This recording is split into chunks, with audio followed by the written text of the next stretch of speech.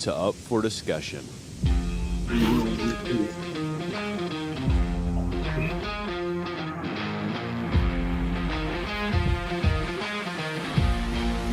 Just realized last time we were doing this, James is going on. I didn't get my phone.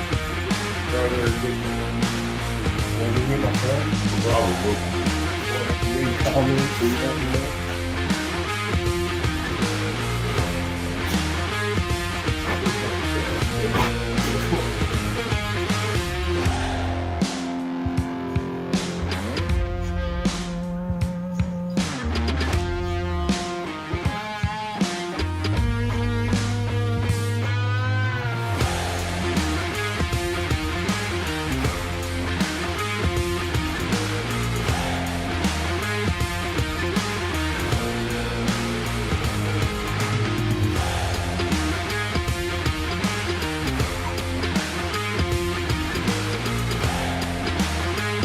Just come get your door.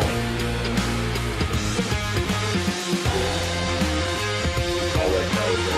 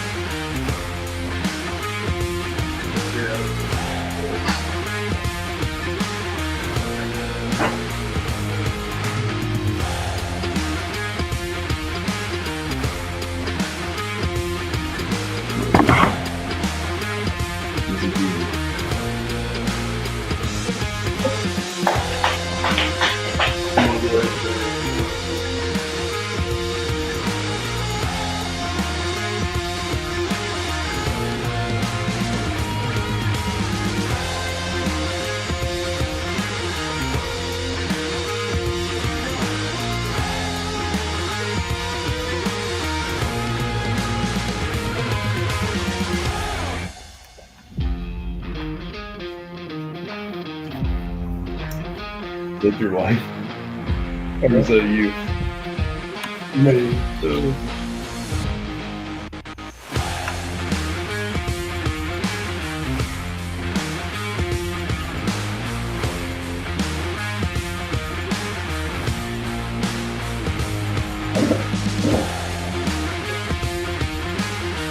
it's gonna be a real opportunity to play this table.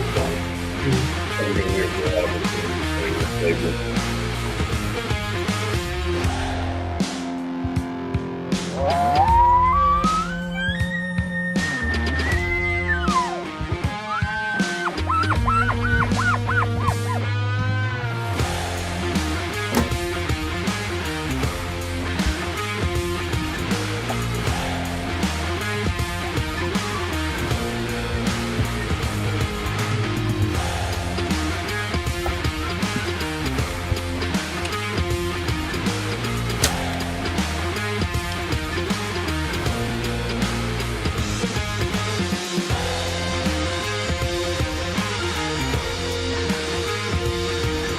What's up, everybody? 15 seconds, we'll be ready to go.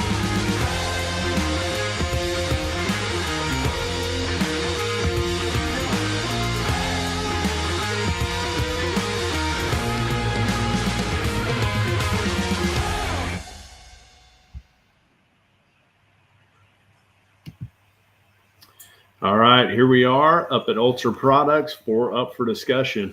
This is episode 51, Deadheads and Sheds. This evening, that's what we're going to be talking about shed hunting over the years and what that's looked like for Lathan and I. We've got our audio rolling. Rolling. That's right. And we're pretty excited to be here this evening. We've been working on bows and working on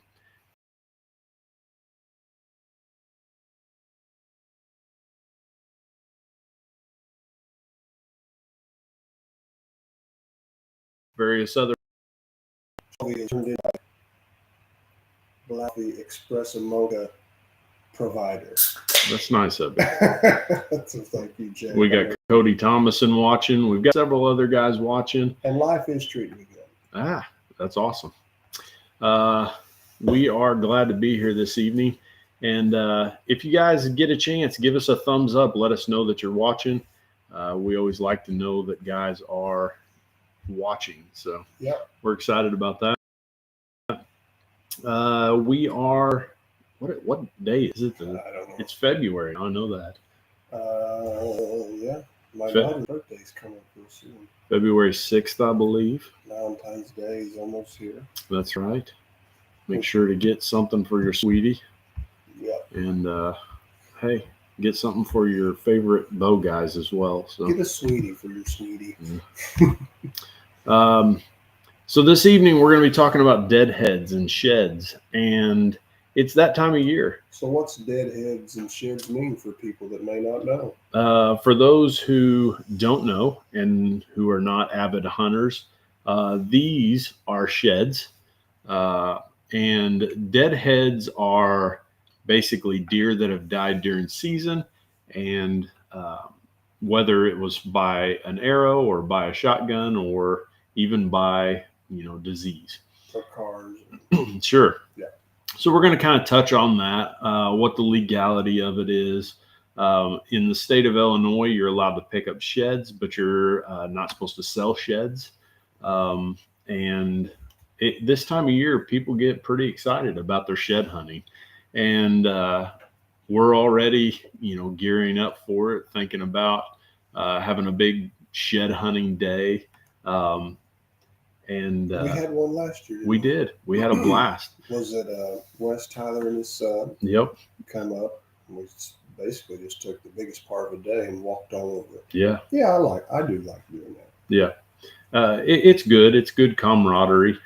Usually there's a pretty significant breakfast that happens. That's right. And get your steps in. Get your yep. steps in for the day big time. Well, you're going to lose some weight, so you might as well put a little on before you go. Extra piece of sausage. And some pancakes. Yep, definitely some biscuits and gravy that happen. So. Used to, I was thinking about this, sheds were probably a way for a lot of hunters to inventory what was still living. Yeah. And it still is, I'm sure. But not as much with cameras. cell cameras. With the cameras, people have a pretty good idea. Well, that deer is still around because I got a picture of him. Used to, before this era, you would hear people talking about, hey, I found the sheds off that deer I seen back in November. Yeah. And when you find his shed, which the bottom of it, obviously most hunters, you don't have to explain that to, but still have, what do they call this? The pedicle. Pedicle. Yep. You can obviously tell that has fell off a deer. When that falls off, that is a good sign that he made it through. I guess it's not a definitive, but it's a pretty good sign that he made it through the seasons. Yeah. He's still out there, and he'll be around next year, provided he won't get hit by a car or get sick or something of that nature. Yeah. But I would say, wouldn't you agree? Probably not as much as it used to be. Sign of the inventory of the bucks that made it through season. Yeah, I would say that most guys are probably doing the cell cameras. Right. And because of that, I would say shed hunting overall is probably diminished to a degree. But I pretty much every year on Facebook see guys that are posting that they're upset because they see fresh tracks on their property that nobody's supposed to be on. and they know that, you know, guys are out there shed hunting their Picking up property. sheds. Sure. I've actually asked people to call coyotes on their property after deer season, and they instructed me not to pick up sheds. Yeah. Or I guess if I picked them up, one guy's like, "Well, just let me know or bring it to me," or Yeah. you know. So they're adamant. Guys still want those. They want them. Yeah, definitely. Because they may be hunting that deer for the next year, and it's kind of a thing that's neat to pick up the sheds and then maybe potentially kill that deer the next year. Yeah. Have you ever done that? I have done that. Have you? I don't think I've ever Yeah. picked the sheds up off a deer and killed him the next year. I've also picked the sheds up off of a deer that Todd Robertson and I picked the sheds up off of a deer that we hunted adamantly and never saw him from the stand. Right. We saw him early season before the season began. I honestly probably think the deer was the result of some sort of high-powered rifle. You know, He disappeared. yeah, I think he disappeared. You know, now I could be wrong. It's possible that, you know, he died of old age, but that deer, if somebody had even found the rack, he would have made waves. Yeah, because your sheds, you had both sides. Yeah. The sheds ended up scoring, it ended up being just over 236 with an 18-inch spread. So, yeah. So in our area, that deer would have made waves. Yeah. The big non-typical, I guess. Yeah. Yeah. I mean, he definitely would have probably went non-typical. I'd say he had it's 10% of the points, I believe is what it is. I thought it was 15%. It may be. I don't know. But he definitely had several non-typical points. So he was a giant deer. We got to lay eyes on him one time, Todd and I both got to lay eyes on him. But then he ghosted us, man. He disappeared, and where he went, whether it's in a freezer somewhere or in somebody's barn or just in the bottom of a ditch, you know, you just never know. You never know. No. I have to retract my statement.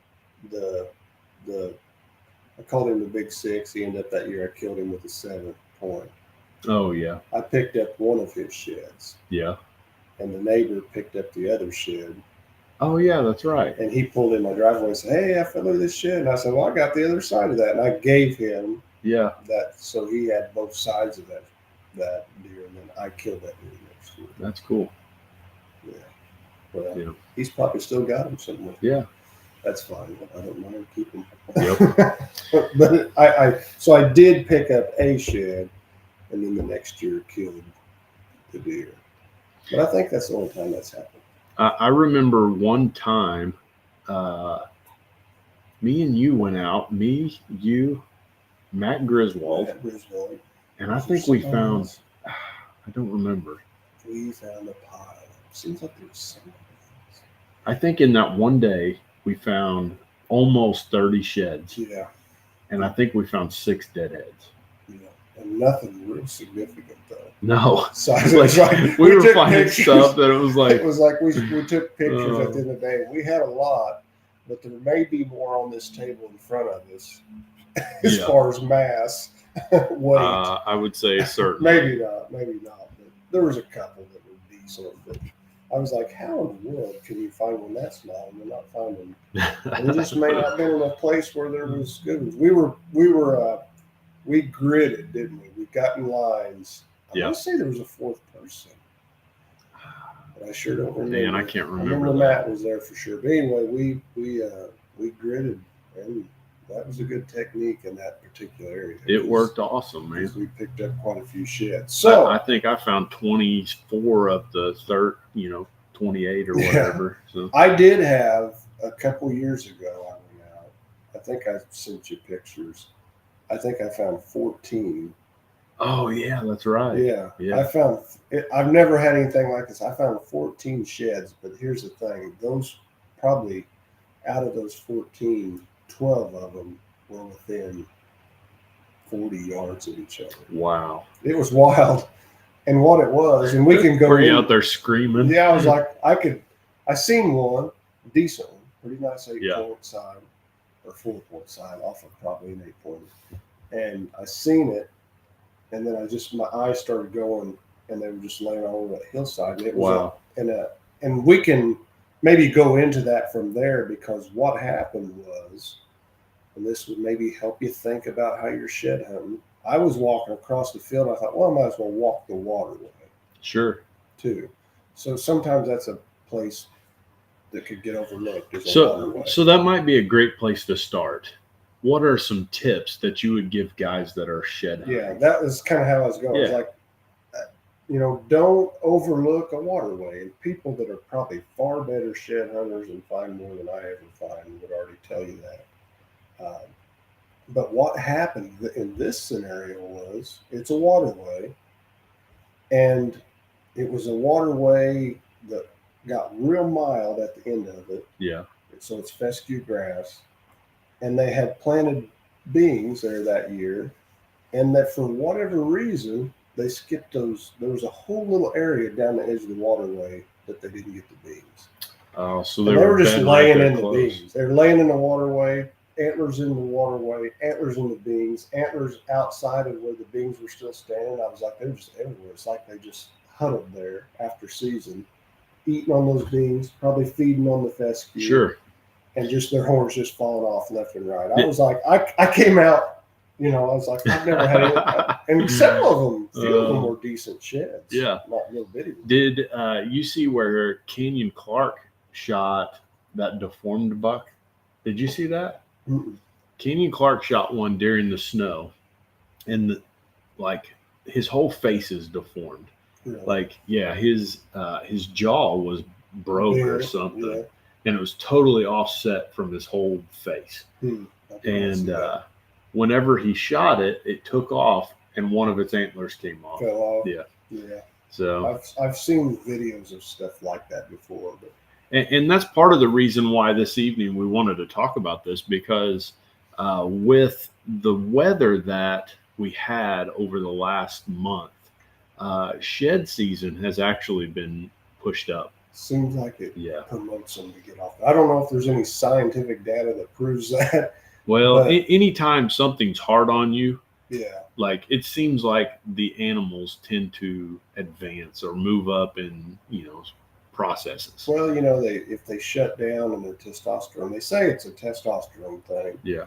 When their testosterone on the bucks dips to a certain place, their antlers fall off. Matter of fact, That's it what would be happened neat with to- me. Mine fell off. It would be neat to have. Tell me his name.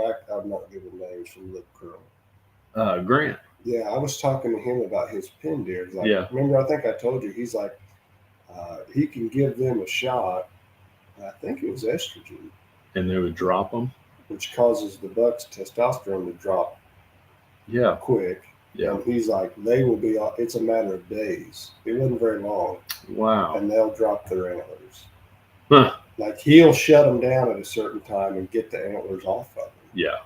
For several reasons, for safety for the other deer. Yeah. It's just he's like, and I don't want them breeding does in the pen and having fawns, in October the next year. Yeah. So anyway, the harsh weather, could make them test. They slow down. Well, the I've noticed testosterone on falls. my cameras, I'm not getting bucks now.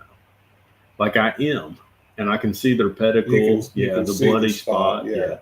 But and you can just tell by their body size, and there's a large majority of my bucks that have already dropped, drop. and the ones that I am still getting are little bitty dudes Yeah. that don't carry enough weight for it to Shake them fall off. as Yeah. fast. Yeah. So right now is definitely a time when you might want to get out there and check your areas. One thing, I know what I like to do. I like to check fields with winter wheat, some sort of food source where they're going to go out. They're going to put their head down, and they Always can come go off. after the low hanging fruit first. Yeah, absolutely. If you've got an e-bike, you can ride them field edges fast. Yep. Not wide open, but cruise down through there nice and easy, and you find the easy ones. You can even take a spot and scope on winter wheat fields Sure. and spot the edges and see if it's a decent antler. You're going to see it stuck up out of the green. Yeah. I would say another tip is get out there sooner rather than later for several reasons. The squirrels and mice work on them, chew them up. Any shed hunter knows that. Sometimes very quickly. Yeah, I talked to a guy the other day who had already found a set, and one of them was just chewed all to pieces. Yeah, I found this one pretty quick last year. Yeah. The tips are all chewed on in. But this is one of my favorite sets, and it's got a big chew spot. And it was out in the middle of a field, and honestly, I think it was probably mice. Could have been field mice. Yeah. But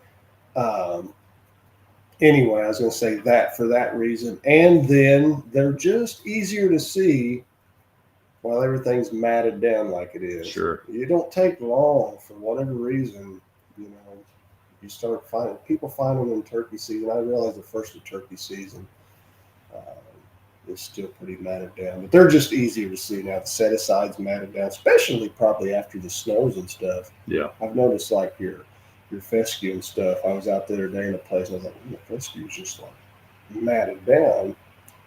Said that 3 times now, but that's what it says. It's matted down. Yeah. And they're sticking up so they're easier to see. So get out there before stuff fluffs back up for sure. I also like to check like not just field edges, but fence rows where they've got to jump across. Yeah, where the fence crossings and ditch crossings are for sure where they have to jar themselves. Yeah. You know, because when they're getting close to falling off and they jump across an old barbed wire fence, and when them front feet come smacking back down on the ground, whammo. I have found them there. Wes Tyler just commented, I saw 3 bucks tonight in Northern Virginia. All 3 still had their horns, 1 good 8, and 2 that appeared to be 2-year-olds. And that's interesting. Different places in the United States, they drop at different times. And again, I think it's because of weather. That's my opinion. Well, it could promote it. Like I said, I don't know if there's any scientific data, but if you listen to what's his name, Graham? Yeah, Grant. Grant from Live Current. It's and I've always heard a dip in testosterone. So what he was explaining, like, say there was a doe, say this buck for whatever reason, I get the small one that's easier to handle. Yeah, didn't drop his horns till I've seen them I've seen them in 2 or 3 weeks into March still have them. Yeah. And he said, what has happened is somewhere near that buck, if I remember, he correct me if he listens to this and I'm saying it wrong, but somewhere near that buck was a late doe that kept him testosterone doe. Kept him tested up. Yeah. And that will cause him to hang on to his horns. And he even said, this was interesting, he said it is good to get them off ASAP. They'll have a better year next year. Really? He said the deer that he had that hung onto their horns way long, he said they would suffer sometimes the next year. I'm always intrigued by what causes our does to come in. You know, different people have different things. Some people say they hit a certain weight and they always come in. And then I've heard people say that have deer in pens say a mature doe, I shouldn't say old, mature doe, you can almost put her on the calendar. I know. And that's like there's nothing that really phases her. It's just her time. And I forget who I was watching said it's like I've got does on the calendar that they came in sometimes within 8 or 10 hours of they did the year before. 1 year later. And he's like, it didn't seem to make no difference what the phase of the moon was. It didn't make now movement. I think those things can affect movement. Yes, movement. Absolutely. But I'm not so sure that they affect the actual the doe coming in the phase. heat. Now, obviously, if it's a weird 80-degree November, 2 or 3 days, like a hot front comes through, deer are not going to run as hard and as fast because they're overheating. Yeah. So that could slow the rut down in our eyes. Well, the reason why I'm asking that is I wonder, I know that there's ways that deer that are in pens, they keep them in estrus. They can cause them chemically. And they can cause them to come in. Yeah. I wonder if I think there is. if there's any science or any way that a guy could be like, I want to send all my does in my area into heat.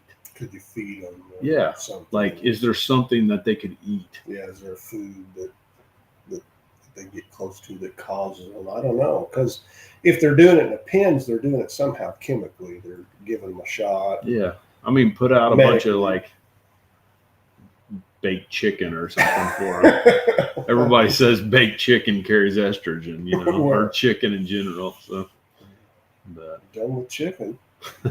And I'm done with the chicken fried rice. oh man. So, anyway, what was our tips? We get back to our So tips. one of mine is make sure you hunt around where they've got to jump a fence. Yeah, that's Like what we- areas like that, walk fence lines. Fence lines are great. Looking, I found a couple in like little ponds and watering holes. Yep, where they've got to dip down to Yeah. get their water. Yeah, so when you walk past a little pond, just give it if the water's clear, just give it a glance. And it's a great place if you're looking for deadheads to Deadheads. find deadheads. Yeah, because if EHD deer or Yeah, something is they like go to those. water. Yeah, and if you'll look, sometimes I mean I don't know if I've ever found a deadhead in water, but I have found several sheds, and like you see the very tip of it or something Yeah. down in the water, and fish it out of there. So Yeah. there's that. And a good indicator of a deadhead that died from EHD. Sometimes they will still have their velvet. Right. Um, I have found one a few years ago. I found a deadhead. He was just in the woods. He wasn't in water. And there was no velvet. And he looked fully grown. But when you pick those horns up, this pearling or gnarling or Yeah. knurling, different people call it different things, this rough stuff around I've the never heard base. knurling. That's a unique one for me. Well, when you, like the handle of a ratchet, it's Yeah. got that diamondy finish on it. Yeah. That's a knurl. Really? Pretty sure. We may have to Google and look up. Maybe I'm wrong. I used to run a knurling machine at AirTech. That's Huh. why I feel like I'm a pretty good authority in the matter. I used to watch that show. My Name is Knurl. But what do you call it? Pearling? Pearling. I've heard people call it that. Pearling, knurling. Because to me, when you look at it, they polish up and they get pearls. Pearling. Yeah. Yeah, maybe that's Yeah. maybe what they call it. But anyway, I picked it up and all that stuff sharp, like very sharp, abrasive. And I'd say what happened, he probably died with velvet on, but velvet rots off. Yeah. I didn't find him quick enough to I like my ladies with pearls and my bucks. lots of pearling or Uh, knurling. Yeah. But like this deer that you got here has virtually no pearling. Jay Wallace says, yes, Wes. I'm not sure what you're saying yes to, Jay. Guess what? But here's what I do know. information, Jay. More information. If Jay's saying it, I agree with I him. do too. I would Uh, never fully disagree with that guy. It might take me out. That's right. But so you're saying, you said fences, check water, field edges. Everybody check field Yeah. edges.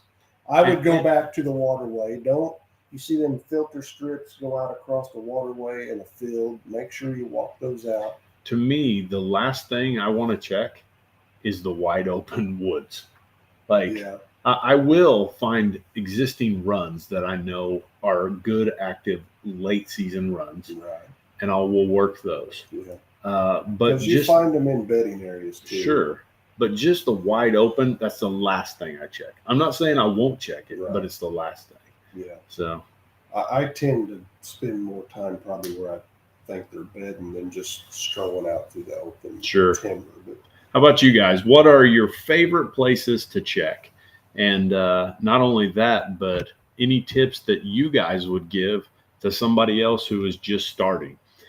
We'd love to hear those, because here's the deal. There might be something that we're missing or not thinking about, but those are all places that I like to start. yeah, and I would go out on, we talked about this a little bit before we started. I'd go out and just tell you that I am not a deep shed hunter. There's been cycles for me. Yeah. Like there's been years where I would walk you know, I bet I walked 150 miles one year shed Yeah. hunting. And then there's years where I maybe walked 10. Like, but So, and I would say years ago, probably more so. yeah, And here's what I found: I don't go as much as I used to, but now when I go, I pick up more.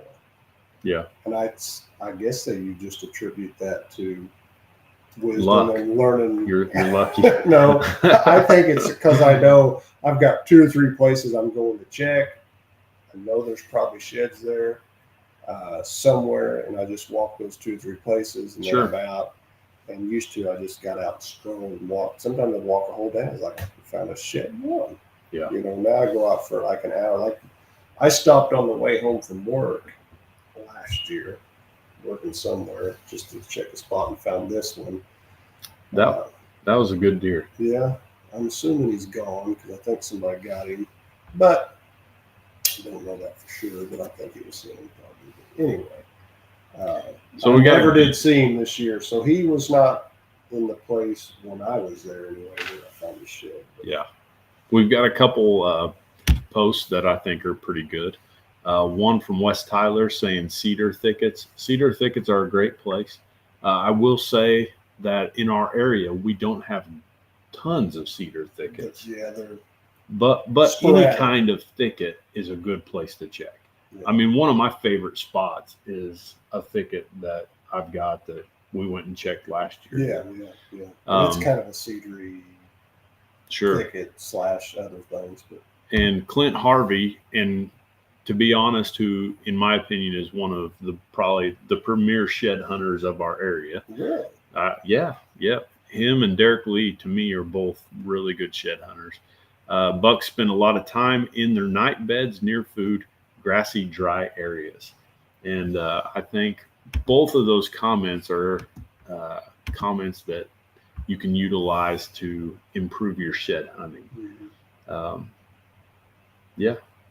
Who is it that's from Brown Cincinnati? They used to claim he found more sheds than anybody around here. Last name Walker. I'm not sure about that. I think their last name was Walker. I mean, I used to hear the count. He'd have a count of how many, and he wasn't even that big of a deer hunter. That may have been his nickname because he walked so much. I'm pretty sure his last name was Walker. Anyhow, I heard crazy numbers like, you know, he found 97 sheds in the first month of looking for them, the first couple of weeks. I was always like, You've got to have good ground, and you've got to walk a lot. I'd say, yeah. I mean, you got to cover, and you got to walk. You got to take an area and walk it from every angle to some degree. that's an interesting question, Paul. For new guys starting out, how do you find ground to shed hunt on?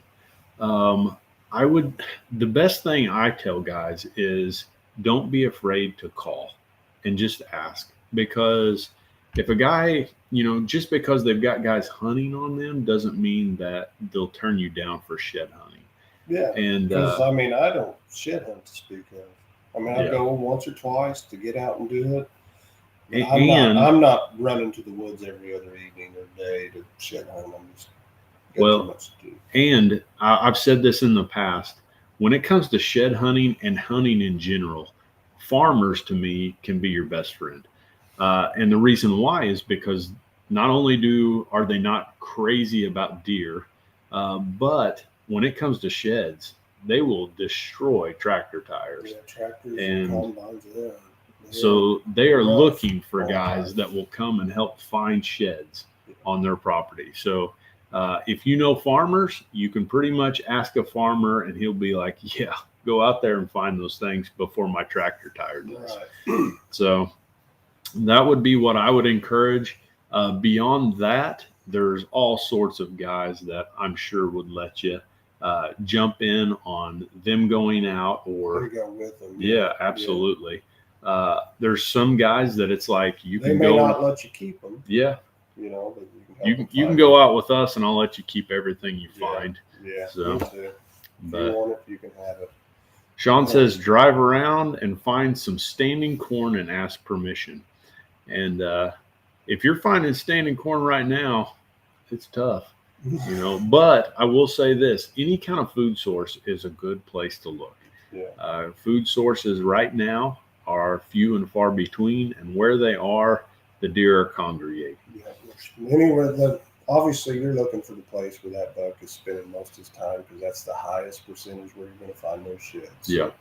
if you find a lot of really, really, really fresh sign around food or something, I would zigzag back and forth and try to cover and every angle. That would be Sometimes another you can look at things from a different angle and be like, I missed that. Like you found one of these last year. Yes. And I'm telling you, I was all around that thing. Yeah. You know, so but you hit it just from the angle possibly, or if I would have been 5 steps, you know, to the east, maybe I would have seen it. Sure. It's just one of those deals like that. So hit it from several angles. Carry your Beanox with you. Yeah. Carry Because your Beanox. Beanox will keep you from walking to see a light colored leaf. Yeah, that, you see that or a piece of a rib cage. Or, Yeah. You know, that you're like, just an old. I've seen things up there and thought it was surely a shed and ran to it as an old cow bone. You know, or something. And you can, if you step out on the edge of the woods, you can blast that edge. Yeah. You know, look back and forth down it, and that might keep you from missing one. So carry your Beanox. If you're a really good shed hunter, carry something to pack them in. Yeah. I usually carry a sandwich with me too, because if you're gonna be committed to it, you're gonna spend a little bit of time walking, and you get hungry. Yeah. So I usually take a couple bottles of water and some granola bars. I've been known to throw my coffee thermos in a bag and carry it with me. Yeah, basically everywhere he goes. If you see Lathan without a cup of coffee, well, he might be sick. Yeah, so. I'm not feeling this real great thing. How come? Because I've not had enough coffee. Probably. I'm only on my 3rd pot. I would say the number one way to find sheds is the right dog. Yeah. I read an article several years ago. A guy had his dog trained, and he had to build a special backpack to pack. It's basically like a framed pack that he packed all the antlers out. Sure. When he'd go out, because his dog was bringing like 15 and 20 in every little area they went into, and he's like, I had to build a backpack to pack that, and I had a picture. Of course, they could have staged all that in the article, but yeah, had a picture of him with like 15 sheds strapped on his back. So, well, Kevin from Elite Land Management, right. He's got 3 dogs now, and the way he made it sound, he could clean a property. Yeah.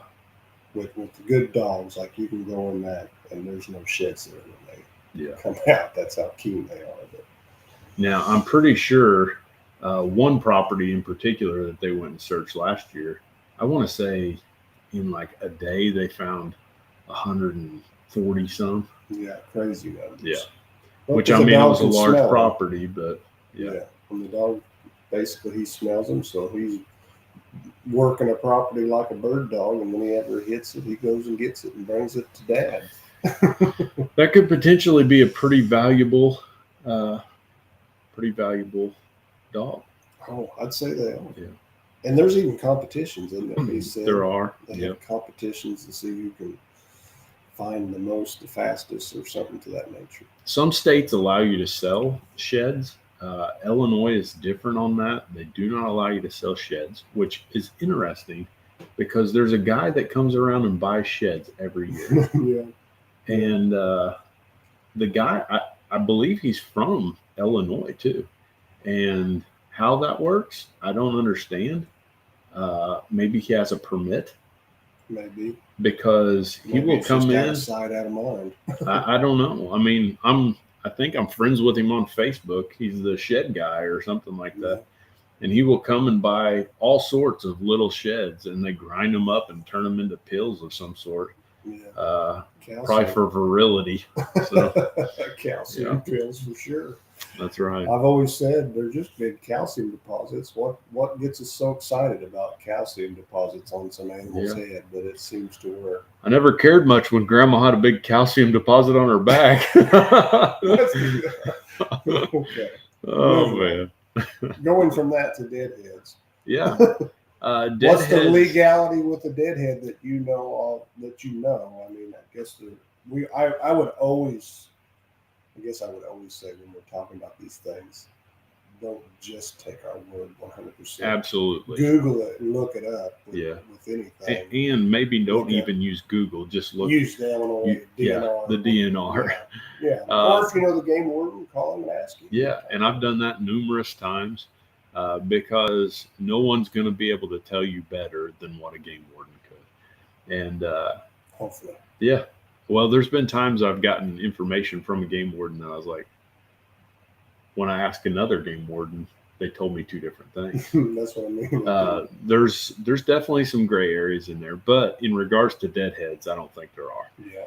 So what do you know? Because I really don't know for sure, but I have what I think is probably right. But. So when you find a deadhead, you're supposed to call DNR and to get a tag, a salvage tag, because that deer, you know, I think one of the things that they want to make sure is that that's not somebody else's deer that was recently killed, because that happens a lot during the season.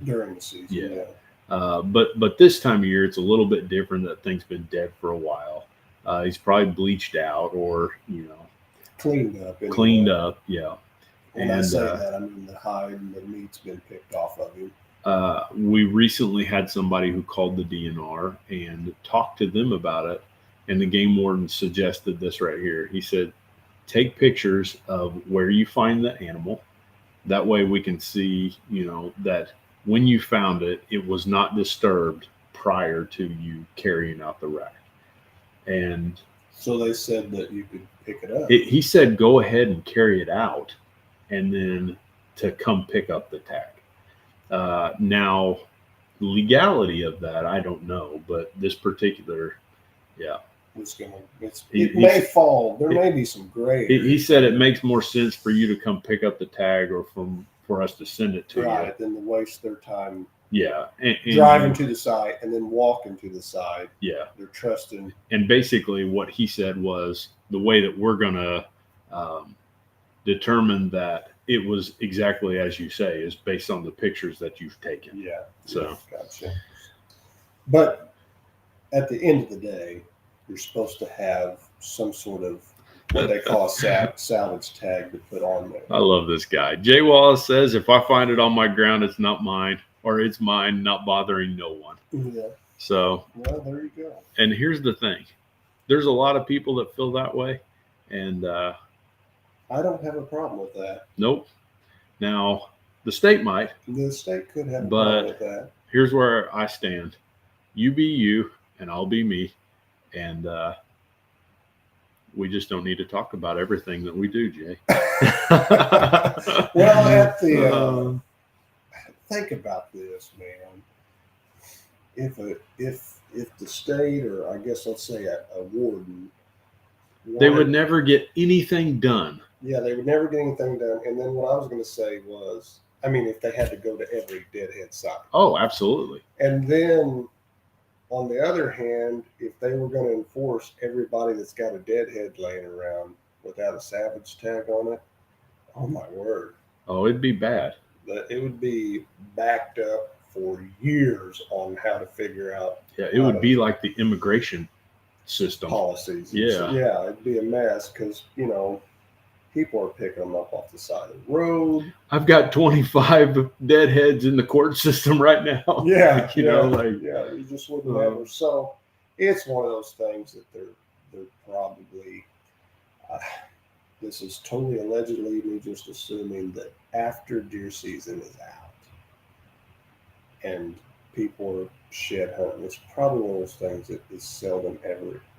It's almost, they would probably never say this. How am I going to say it? But they would probably never say this. They'd probably be like, we could care less. Yeah. But now when season's in and you're running around with a fresh head on your tailgate. Sure, that would be a different scenario. You know, people that are trying to pass them off or not tag them. Well, and different things. Here's something I would suggest 100%. If you come across the deer that is of significant size, you better get a salvage tag for that. For sure on that. Yeah. You know, if you pick up a 100-inch 8-pointer. Yeah. I know it's just as illegal, I guess, to do that, but no one's ever going to know or probably really even care. But if you come up on a 192-inch and it's something you're like, man, I'd like to put that in my house, or because those are special animals when they get to those certain sizes. Yeah. Like I might want to have that mounted, or I might want. You better go get a salvage tag. Yeah, just to protect yourself, because Yourself. there's liable to be somebody that says that came off of them, or they shot that if they find out that Right. you've got it. Yeah. And that in and of itself is where the law can protect you. Yeah. So if you're out shed hunting, you find a huge deadhead, take a bunch of pictures of it. Maybe even call the game warden if it's really big before you move it. Yeah. And then he says, yeah, pick it up, send me the pictures, pick it up, and I'll get with you on the salvage tag. Yeah. And that way someone that wants to be a stinker won't get you in trouble, and or you just don't lose it. Yeah. Nobody likes to lose something Right. that they've worked so hard to find. You know, if you Yeah. walk 10 miles that day or 12 miles, Yeah, somebody could throw fit, or you could come out and the game warden just be there and be like, oh, you didn't contact me, you didn't say nothing. They could just probably by law take it out of yeah, your hands. I'm sure they could. So, you'd be all excited about finding well, you wouldn't, if you're hunting, you wouldn't be terribly excited. But, well, what if it's a deer you shot Previous. weeks ago during the season, That happened to me. and then you found him, and then you walked out and didn't get a salvage tag, and you get him taken from you Yeah. because you didn't go through the right channel. So it'd be things to think about. Well, that didn't happen to me. Yeah. But Food to think about. Yeah. So you don't ever get in trouble and or just lose the deer in general. Yep. That would stick. Another thing that I like to do is I like to make sure I grid properties. I think you talked about that Yeah. a little bit. If you're working with multiple guys on a property, it's real easy to be like, all right, let's walk in straight lines, grid Right. this property out. Providing the land lets you, but we're going to Sure. try to stay 30 or 40 yards, 50 yards apart. Whatever's comfortable, you feel like you can see both directions. And that's how we've really raked them in. Yes. Yeah. Because there will be properties that can hold a lot of sheds. Yeah. And you may walk that property by yourself 10 times and you have not found the sheds that are on that property. Yeah. Because I think it has to do with light. That's another thing. I like walking on days Cloudy that are cloudy. days. Yep, Yeah. 100%. Yeah. If you walk on days that are cloudy, you're going to find more sheds. That's my opinion. Somebody would else agree. might be like, I don't believe that. I like bright sunny days. But to me, cloudy days, there's something about the light colored contrast that happens. Yeah. You can pick them out. Well, there's just so many when the sun's ripping down through trees. Oh yeah, it's just blinding There's you. so many things that are semi this color, Yeah, and your eye isn't going to it. But when the sun's clouded out, yep, it's a nice, cool, cloudy day. Whammo! It's like you can see those things. yeah. It's that way with ginseng. I hunted ginseng for years. It's that way with mushrooms. If you ask me, when it's real sunny. What about the fungi? Have you seen those? The fungi glasses. No. Oh, I have seen. They those. say you can pick I have out seen sheds those. with them. I So have seen those. it's almost like, and what it is it's to mimic a cloudy day. Yeah, It's like a bluish haze. gets And, rid of all the reflectiveness of, Yeah. of things out there, which does. I agree. Hunting arrowheads, it's easier to find arrowheads and things On like cloudy that. days, no On kidding. cloudy days, yeah. No. It just is because the sun's just not reflecting off all these things, and it's like almost overstimulation of your eye causes you to miss things. Yeah. That's my scientific. The easiest way for me to find arrowheads is just to go dig them out of your basement. Yeah. I don't have really any to speak of. Yeah. But All right. so deadheads and sheds. Yeah. Pick up your sheds and call in your deadheads. Yep. That's right. That's the right way to do it, I guess. And don't sell them unless you don't mind getting in trouble, or you sell them to the antler guy. Yeah, or meet them in Indiana Yeah. if it's legal there. But then it's probably not legal to, To transfer across. state lines. Do not listen to Lathan. That's not good. Yeah. probably good. That's why we said you want to follow all this up with your local DNR or Game Warden Authority. Yeah, we only know what we know. We don't know what we don't know. Yeah, I'm only up on what I know. Yeah. I'm down on what I don't know. Oh man. That's what a great person taught me about Christians. They're up on what they know, and they're generally down on what they don't know yet. Yeah, I think most people are. Yeah, on Yeah. just about everything. Yeah, For sure. so if you wanted to tell the people at home one thing about Ultra products, what would you tell them? Man, you threw that one out of. I know. It was like, What do we got going on tomorrow? oh, well, we're going to be shooting our weekend Friday, Saturday shoot. Yeah, it's growing. It's growing. The payout was 240. 240 last week. Cody, I like to call him the man a hand. Cody the Manahan. Cody the man a hand. He won it last week, $240. That's significant. And Jay Wallace is asking if anybody has any sheds for sale currently. Oh man. Jay, Uh, I'm just going to hold this, and that's all I'm going to say. No, no, that's a good shed. this set right here, Here's one thing that's neat about sheds. I found that Sheds- set with my wife. Sheds carry stories. They do. Yep. Almost all of them, especially significance. This Like was that on a one's- piece of property that me and you had permission at the time. Which we still did. One of our favorite spots. And I went out there and found these big old heavy 8-point set. Yeah, nice. And I found my wife found the first one. And then I found the second one. So I always admire those for several reasons. They're big. they're unique. But this deer worked. It's like he about wore those horns in two. He He used did. those. He used those. Like you a can lot. tell. I mean, they are. I don't know if they can see this at home. It's But just- man, it is polished He like wore crazy. like down right here. Look at that right there. There's a groove there from a tree right that. Yeah. He was working overtime on them bad boys. And he's pretty heavy for an Yeah. 8-point. Oh, he's an impressive 8-pointer. Look at this rascal. Yep. This one has a cool story. Yep. Me and Wes and I, the two of us, just the two of us. We can find it if we try. We were hunting a spot, and we were in climbing stands filming each other.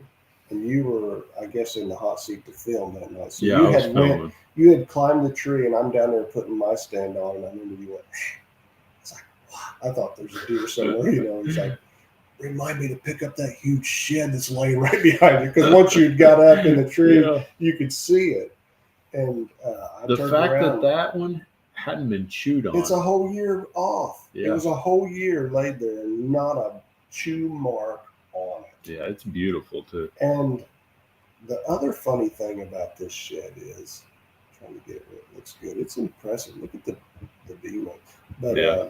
not real heavy, so it makes me think it may not even be a real old buck. But anyway, never, ever, ever, ever did we lay eyes on this deer that I know of. Yeah. The year before, we hunted that woods like crazy. Yeah. That was like a go-to spot for us. We never saw this deer that I know of because I think we would have been like, did you see that big, long, tiny 10-pointer? Uh, And we hunted that year all around that. And not just us, from Team Yes. Harvest, the group hunting in there. yeah. Not that I know of, was he ever seen. Yeah. This one here that we found last year, this was on our big group hunt. Yeah. Gnarly, heavy rack there. Yeah. I mean, he's not one that's going to score great. This was on the group as well. I mean, he's even got some hair still attached down here. But he's got all sorts of junk going on. He is gnarly. Split brow on one side. And I got lots of pictures of this deer. And I never saw him from the stand. Do you know of anybody killing him? Nope. Well, you'll probably find his sheds again this year. I sure hope so. Because I can tell you this, everything that is a point on here, he added pretty good length to.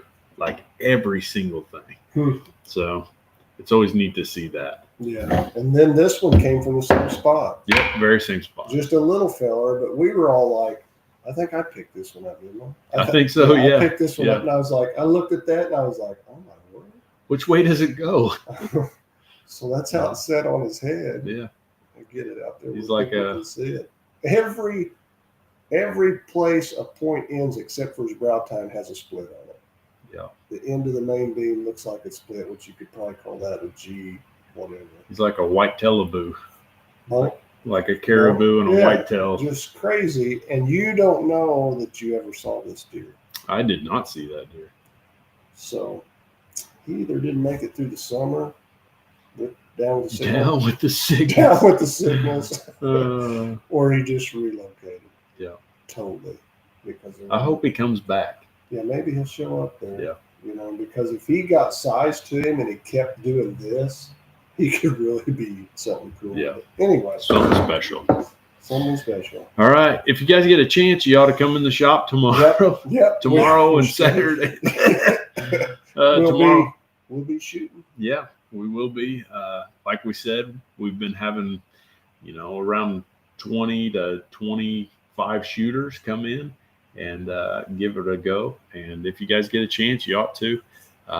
It's fun, it's exciting, and you might just be the one that pulls it out. Yeah. So $240 is not sneezing money. You know what I mean? no, that's Buy a groceries. good down payment for a bow. Psh, forget groceries. You ought to get a bow. You definitely get you a new set of something like Rip TKOs or something. Oh yeah, for sure. There it is. Yep. Next year. Sweet. Get ripped. Get ripped with some TKOs. That's right. We appreciate you guys watching. We appreciate everybody who tunes in week after week. Jay Wallace, Sean, Paul Cantrell, Clint Harvey. Clint is the shed hunting machine. Wes Tyler, Cody Thomason. We appreciate all you guys tuning in and commenting. When you guys comment, it keeps us going. And I'll be honest, this was in our head. We thought this was going to be a pretty short one, but we're sitting right at an hour still. So We got a lot to talk about. yeah, Lathan talks a lot. So we appreciate it, guys. If you guys get a chance, make sure you subscribe to the channel. We're growing it. We're trying, and we're 51 episodes in. And I don't know if we've said anything that's impacted or changed your life, but I hope that we can play a small part in it. So, Right on. yep, this has been up for discussion. We appreciate it, and we'll see you guys next week. And hey, just so you know, we are working on getting that processing episode. Battle of the Butchers. That's right. See you guys.